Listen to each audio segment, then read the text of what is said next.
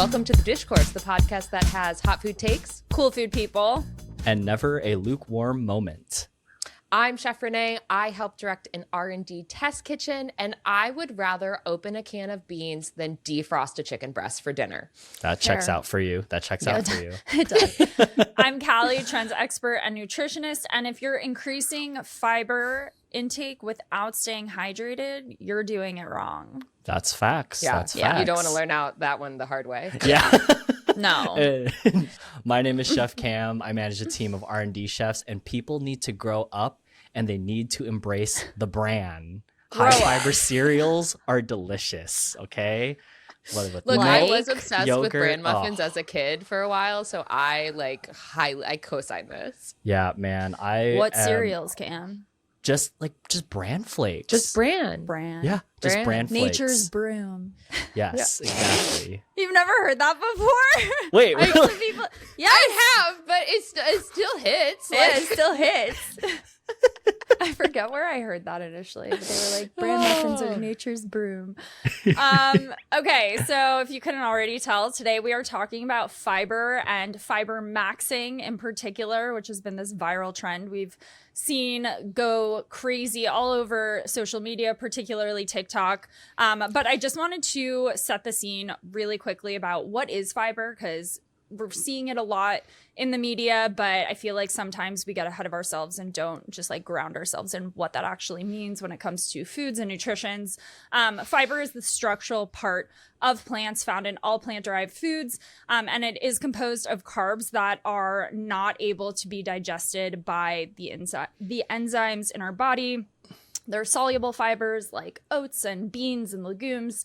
And then there's insoluble fiber, which is like whole grains and bran, shout out bran, and also vegetables. But according to Data Essential, this has become a completely viral trend. Consumers are really interested. Over half of consumers are interested in partaking in it. And there was also an article in Nation's Restaurant News that said that 45% of consumers sometimes already or often or always are looking for high fiber foods. So people are saying that it is the next protein craze and the newest health obsession. And today we're just going to get into kind of how this is impacting predominantly right now retail, but also food service, and how we see marketing continuing to evolve to keep up with these constantly changing health obsessions. So before we actually get into it, we're doing things a little bit differently today. We're starting with a communal hot take, which we all decided on, which is that in a true pivot of historical perception, elementary schoolers, I feel like that's who this rocks is that, everything you learn on the playground and that song, Yeah. Beans are actually sexy now. Woo!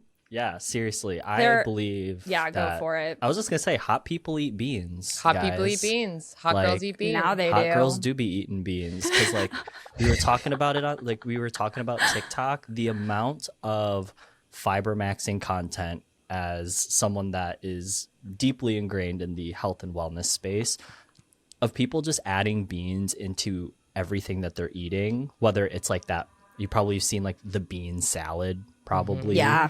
Beans are the cowboy caviar. Yeah, cowboy caviar is a very good one. Something that people are used to, adding it into soups and stews. Just possibilities are endless with beans. Have you seen anything on TikTok that's been a little has made you think I don't know about that one, but people are still adding beans to it?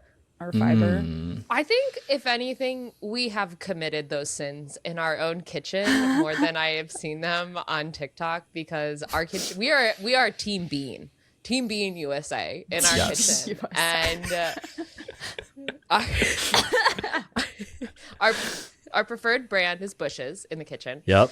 And we have done over the years, right? We've been working with beans for forever, right? Because oftentimes when we see these trends pop up in Nation Restaurant News or Data Essential, we've been talking about them in the kitchen for years.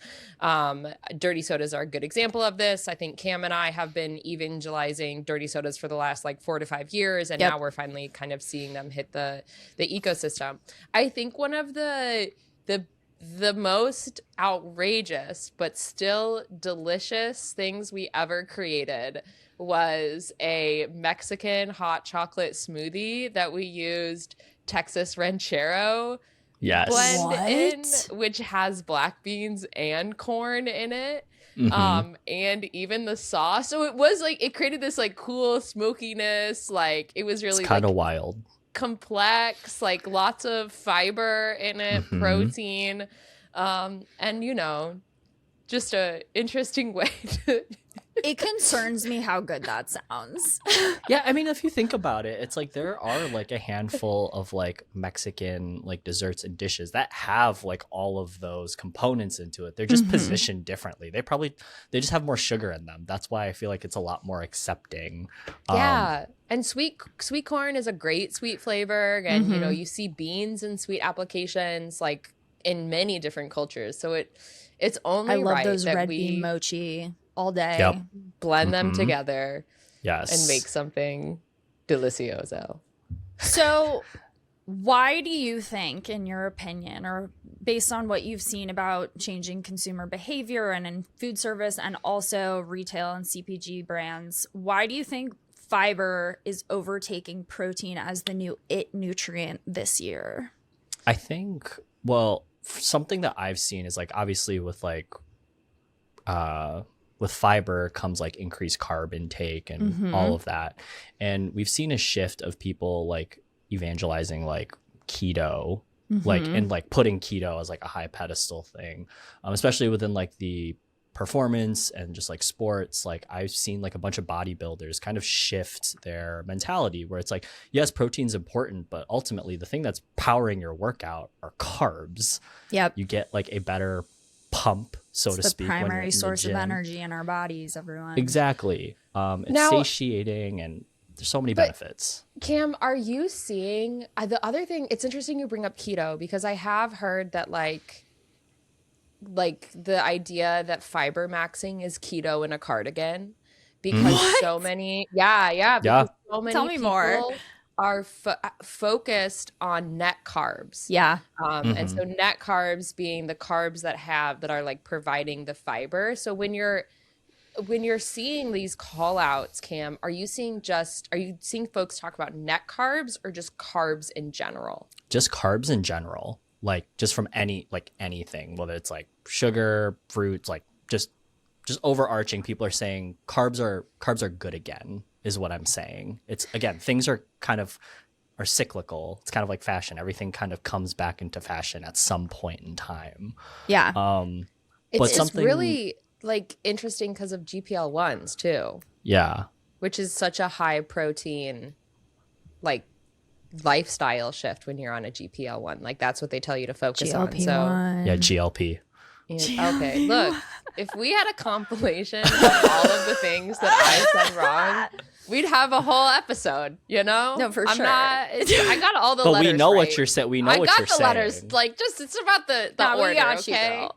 You No, but know? it is interesting because fiber is a natural source of GLP-1s. And so we know that like an estimated roughly 30 million consumers in America are now taking GLP-1s as of Didn't like realize the it was end that of high. 2025. But it is crazy because it is creating this shift away from what we've seen forever in the low carb keto space, because like you said, Renee, those net carbs, and like when you see that on packaging, it is the carbohydrates minus the fiber. And so you can't have fiber without the carbohydrates. So I think it's really interesting because I think consumers have been so scared of carbs for so long, even though, again, they are that primary source of energy and like we need them. And they're in a lot of really healthy, natural sources of food. But we can't have people hopping on the fiber bandwagon without embracing the fact that they will be consuming lots of carbohydrates. And that's not a bad thing. I wanted to add to this too, because I'm curious if you guys have started to see this. But I think there's also just this inherent interest in everybody's like gut health, just in general, where it's like prebiotics, probiotics, because you guys have probably seen it, where there's an increased like percentage of younger generations that are like they have they're colon cancer. Like, have you guys seen that? Yeah. So part of me is wondering is the reason why people are taking fibermaxxing so seriously and they're increasing their fiber and caring about their gut health is because of the fear of colon cancer and all of that. I don't have an answer to it. Interesting. Well, I think it's generally like, as we've seen GLP-1s rise and consumers kind of shift to this mentality of not just like, let's build muscle and focus on protein. Like, the shift has been to let's take care of our long-term health, right? And so obviously cancer prevention is part of that. So it just is interesting to see that consumers are thinking about gut health, because we've also seen so many studies come out over time that tie our gut health directly to like our overall health in a way that is much more pronounced than other parts of our bodies. And so, yeah, we have been seeing crazy rises of like menu mentions of prebiotic things. We know that brands like Olipop and Simply Pop by Coke are putting out these prebiotic sodas because prebiotics are also a type of dietary fiber. So my like timeline or my like For You page is so different, because when I see people talk about fiber and gut health, it's always tied to mental health, like, which makes sense as opposed to like the reason you have anxiety is because your gut microbiome is not healed. And so you see all these people on like their healing gut journey, which like take that as you want, whatever. I don't know if that ideology is for me personally, but more than like holistic health, I'm seeing it often tied to mental health, because if your tummy hurts, then your little brain probably hurts too. I like that. Well, I mean, it goes beyond your tummy hurting, right? I think the gut microbiome actually influences our brain in significant ways. Like, it is very much tied to overall health in the body. I'm curious sorry, go for it, Renee. No, it's fine. It's interesting to see it, like, to your point about sodas pop up in sodas, especially because when you see brands launch a soda that has kind of the feeling of particulate in it, like if you're drinking a sparkling lemonade, you anticipate that lemonade having a different viscosity than soda, or prebiotic, or, you know, whatever. So we've actually seen them use fiber as a way to kind of get that viscosity in your mouth. So if you're drinking something like a sparkling lemonade that feels like it could have particulate in it but doesn't, that's actually coming from a fiber that's added. So we've seen fiber added to non like healthy or health coded beverages for quite some time, when we think about like the total food manufacturing like sphere of ingredients. Well, so I was going to ask, kind of, that's a perfect segue, like, what ingredients or marketing claims have you guys seen kind of on the rise that operators can be aware of in terms of trends, or that operators can easily incorporate to fortify their menu options with fiber? I mean, the easiest way to do it, if you're running anything savory, is beans. Beans, hominy, you know, the idea of just having to open up a pouch, open up a can back of house and add that to eat like your line. The thing that's great about adding something like beans for like the call out of both protein and fiber, which is why like we think they're so hot. We love beans for this reason exactly, is because they have that intersection and they can be served hot or cold. That's a good point. So it doesn't have to live on a hot well. It can just be on your salad, like dump and go. And for an operator back of house, that's way easier than necessarily like figuring out how to serve quinoa and making sure that you're bringing in something that's pre-cooked, or your team knows how to cook it back of house. Or if you're in a situation where you're only focused on savory, like adding oats isn't the thing that's going to make the most sense. But if, you know, conversely, if you're, you know, a smoothie king, like tropical smoothie, the addition of oats, chia seeds, that kind of option is really easy to blend into something like a smoothie. Yeah, because it really just depends on like the operator ultimately. And like to your point, Renee, like when you were talking about beans, my mind immediately goes to the value added products that are in like with some food brands. So like Bush's, I know they have like the easy entrees line. You're briefly talking about it. I eat that on my own personally, just because they add a ton of flavor. You don't have to really do anything to it. You can add stuff to it. Yeah. But it's already done. It's a simple just add on to like a line. It's easy to execute. Open up a can, just heat it up, or to your point, serve it cold, and it's there. I think from even just thinking of like a back of house, just like cooking tip, one of my favorite ways that I've started to implement beans, because like I'm slowly trying to cut out dairy a little bit, just because Cam. I thought that I was like immune to the typical like, oh, Asians lactose intolerant and everything, but like I'm starting like anytime I have like actual, I was just like, dang it. You're getting Dang older, it. man. It's okay, like, Cam. Just be like the rest of the lactose intolerant people and just ignore it and suffer through it. That is true. That's what that giant box of lactate in the office is for. Oh yeah, we do have that. But one of my favorite ways to use beans, especially cannellini beans, is to actually blend them up. Whether you want to use the liquid in it or not, it really just depends on how lazy I am. But you blend it up into like a thick paste, and then you're able to increase your fiber intake, and it just makes things inherently more creamy. Yeah. And that was like one of my favorite, just like really, you would think that it would be pretty simple of like a cooking hack, but it kind of blew my mind because I was like, I've never thought of doing that before. So yeah, it's just been great. Well, and beans, I mean, they really are that holy grail because they check almost every box right now in terms of what's important. They are high in fiber. They are high in protein. They do add flavor. And I would say more importantly than flavor this year, they're adding texture to dishes. So and I think maybe to trump all of that, Cali, is their cost. Yeah. Beans are really easy to elevate, but really cheap. Yeah. So I think it's perfect. I think what's been interesting to watch as we see this trend evolve and become very popular among our health conscious girlies of the world. When we look at menus, yes, there are some operators who have now been putting like high fiber claims on certain items on their menu. But I think it's really interesting because yet again, as we've seen with so many of these other health trends, you're seeing the claims added to things where the ingredients haven't fully changed, because the reality is it's back to our whole ingredients are going to be good for you because they have all of these benefits like fiber. So like, for example, I know that, we just saw Chipotle put out the high protein, high fiber bowls. And so, but when you look at the description of it, it's nothing different than you've seen from standard bowls.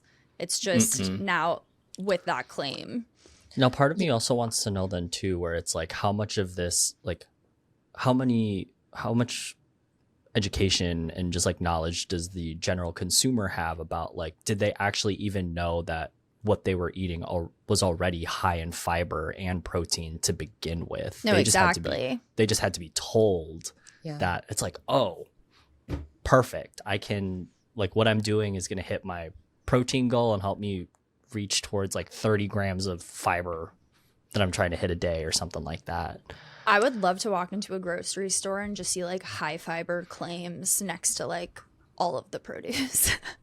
You know what I mean? Like the call out. Yeah. We've been doing it, but now we're just talking about it. And it's funny because it's like it hits social media, right? Because like this is another trend that started in healthcare. Yep. And oftentimes we see the reverse. We see like healthcare reacting to these trends and trying to figure out how to fit something that feels super indulgent, like when burgers were everywhere in like 2016. So how do we make a super indulgent burger but make it perform in a healthcare setting? And we've seen hospital systems call out like net grams of fiber for years and years now. They're doing it at like Cleveland Clinic. They have icons all over their menu on what's going to be high fiber. Menu cards at the Mayo Clinic do the same. And then we're even seeing that kind of crossroads of fiber and heart healthy called out. I think we all think about Cheerios, and maybe not necessarily that heart healthiness coming from the addition of fiber and low sugar and low cholesterol. But that's something that like Kaiser Permanente has been calling out on their menus for years. And so to kind of see that hit a grocery store would be like absolutely outrageous. I just did a really quick Google search to see when Fiber One was founded, because I would love to be a fly on the wall in their offices right now for them to just be like, oh, yeah, it's our time. Like, we're doing it, but they've been doing this since 1985, like, wow. It's just, again, like these things just rotate. It's all a cycle. Cam, how many grams of fiber do you think something needs to be called out? Like when we think about protein, high fiber. Yeah. I feel like oftentimes it has to be double digits in order for it to be relevant. So what do you think about that for fiber? I know for protein, usually like what people do, like if you're like looking at the back of a package, like let's say, for example, something is 90 calories and it has like, I don't know, not like 10 grams of protein or whatever. Like basically the trick is like you add a 0 to the end of the protein, and if it's higher than the total number of calories, you can consider it high protein. That's just as kind of like a quick gut check that I do all the time. Yeah, I use it all the time as like a little travel hack. And it's just like a great way to do it. But I think in terms of fiber, I know that like my breakfast smoothie has like 11 or 12 grams. I feel like I'm an outlier. I feel like we need to like post Cam's breakfast smoothie recipe, because I think we've talked about it for 2 seasons now. Yeah. Because I have had this thing like steadily for like Dialed 2-3 years. Well, what's like, in it, Cam? Tell us in terms of the fiber. I mean, I can tell you the whole recipe right now. I have it memorized. So it is 1 cup of wild blueberries. It has to be wild. It has to be wild. It has to be wild. They're going crazy. Because higher in antioxidants, they're smaller, flavor is more intense, and the color is more, it's prettier. Totally. There's that. It's 10 ounces of a milk of your choice. I use almond milk, vanilla unsweetened. It's 2 scoops of a whey protein isolate, vanilla flavored, half a scoop of collagen powder, a scoop of creatine. We have 2 tablespoons of ground flaxseed, 1/4 cup of oatmeal. And am I missing anything? Cam's I'm gonna looking outlive at my us all. fridge. Is blueberries the only fruit in there? Yeah, but like if I want to like mix it up, sometimes I'll add like a berry blend of some kind that has like raspberries in it. Obviously, we know raspberries, fruit high in fiber. But yeah, or I don't like adding a banana to smoothies, but I don't know. Shout out Heated Rivalry with the whole like blueberry banana smoothie. I'm just calling that out. But anyway, that's it. It has 500 something calories in it, and it has 11 or 12 grams of fiber, 60 something grams of protein. It's wild. It's my superfood. It's a super breakfast. But Renee, your question about Yeah. how many grams can qualify as high fiber is interesting, because what we do know is that most Americans do not get enough fiber in a day, and the average is about 15 grams per day, which is much Is that lower the recommended? No, so that's the average that the American consumer gets like from day to day, which is about half of the recommended amount. I mean, it differs slightly between men and women, but the recommended daily amount is 25 to 30 grams, which we know in comparison to protein is significantly lower. And like I said at the beginning, like if you're not hydrating properly and you're just overloading your body with like 70 grams of fiber in a day, good luck to you. Don't do that. It's just like, don't do that. So I think it is much lower. So it'd be interesting to see kind of what boundaries are going to get pushed in terms of the amounts of fiber we see in products. Yeah, I know that beans, like on average per cup of beans is between, and obviously that's larger than a serving size because I think the typical serving size for beans is like 2/3 of a cup. It's 15 to 19 grams per per cup in of total. Fiber. So yeah, of fiber. Whoa. So if you're eating like 2 That's crazy. servings of beans a day, yeah, it's there, and that's not even like considering the fiber. I mean, even stuff like Olipop, I think is between 6 to 9 grams of fiber. I remember being on a call with one of our colleagues and she was drinking one and she was like, "Oh my God, this has fiber in it. Like it's almost a complete meal." I personally think with fiber growth, protein growth, all roads lead to Soylent again. Wow. You know, like all the tech bros were drinking like 15 years ago. Yeah, but man. those are dense. Yeah. I mean, Optimize your nutrient time. dense, right? Yeah, yeah. Do you know, Callie, do you know if this trend is being driven by men or women? Oh. Or like young people? Like, I guess that's one thing I'm really interested in is like, what is the demo breakdown of people pushing fiber? Because I think like with protein, it was very obvious, right? We saw the gym bros hit it, and then we saw, like, to Cam's point, health and wellness across social media platforms explode. And I think that's part of what's driving fiber. It's so interesting to me to see how social media impacts it. And so I wonder if this is tied to a certain demographic, to your point about young people colon cancer, but also everyone is on social media. We are seeing particularly Gen Z, but then also women over 50 who are increasingly focused on digestive health. Like peri and pre and menopausal women. Yeah. I've never come across that. Interesting. Really this is fascinating. the conversation I had about like there's somebody that we're working with on a CPG beverage product, and they brought up high fiber, and we're like, is this something that we target like peri, pre, and menopausal women? This demo that has been ignored for years and years when it comes to like dietary options and product call outs, because God forbid a woman ages past 40.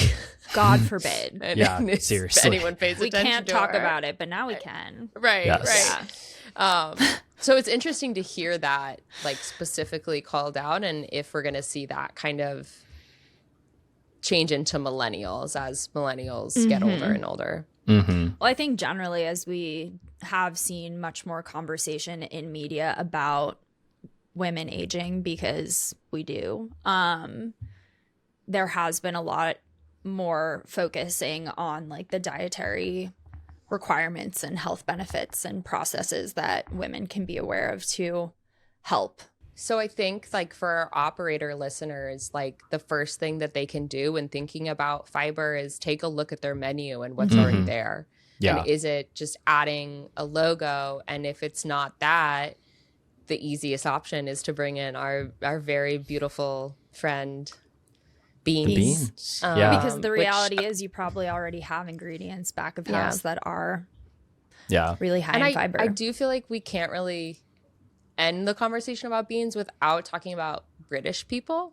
Yes. And beans on toast being on it. Right. Being a war food that is turned into like a cultural phenomenon. And could the British beans on toast be the next avocado toast? Did not. Oh, I like that.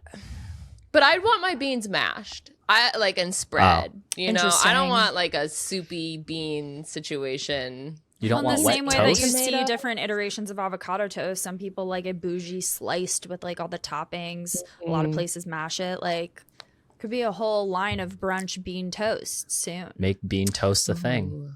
I like toast like a galette, but the beans are like organized into neat little rows. Like you can do that like with a pair of avocado tweezers. slice. You You're have looking fun. to I'm not make going to. things I know harder. some operator out there will take this for me. You Or know? some poor stage at like a 3 Michelin star restaurant is going to do that for you. No, seriously, if you're looking to make processes back of house way longer than they need to be, you can hand I'm place sorry. every bean on a piece This is of going to toast. take like 10 minutes. I'm sorry. Why is my food taking so long? Oh, we just have an unpaid Gotta shingle intern. those beans. It's funny because, Cam, what you just said, that reminds me of like, I don't know, I feel like sometimes when food takes long at a restaurant, people will be like, it's like they're killing the chicken in the back, you know? And it's like, no, they're hand placing every bean on a piece of toast. Good I love that. God. Yes. Well, it sounds like that's it. Yeah, and kind of we were talking about earlier how we were kind of switching it up. Let's switch up the endings. So, we ultimately want to hear from our listeners, you guys, and we really want to ask a couple questions like, what do you think about this whole fibermaxing trend? Does it have legs, or is it just another health fad that will ultimately get replaced? What is it going to get replaced by? I don't know. Add that to the comment. We'd love to hear it. And another thing too is I know how much fiber I'm getting a day. It's 40 to 50 grams a day. But do you know how much fiber you're getting in a day? We want to hear from you on your streaming platform of your choice. I like that. It's like, do you know where your kids are? Do you know how much fiber you're eating in a day? And lastly, the last question I've got to ask is, do you want to be a girl that poops or a bitch that shits? Pop off, Cam. Because I want to be a bitch that shits. I don't know about you guys. Let that be the motivation for your 2026. And I with like that, keep it delicious. Yeah. But that's it for today. If you are liking the show, please take a second to subscribe wherever you're listening or watching. If you're on YouTube or Spotify, you can comment on the episode. So drop your comments back down below. Let us know how much fiber you are eating. Please talk to us. Be a Cam Kavita and track what you're eating for a day. Then look in horror like I do when you're eating more grams of sugar than protein or fiber combined. Sick. So leave us a rating and a review. We are always hungry for feedback and even hungrier to hear from our listeners. So with that, keep it delicious. Thanks, guys. Bye. Bye. We're going to have to get approval on bitch that shit. Oh, no, I was fully expecting that to be cut out. But he You just have had that as to a say blooper. it. He just Yeah, I had had to. to.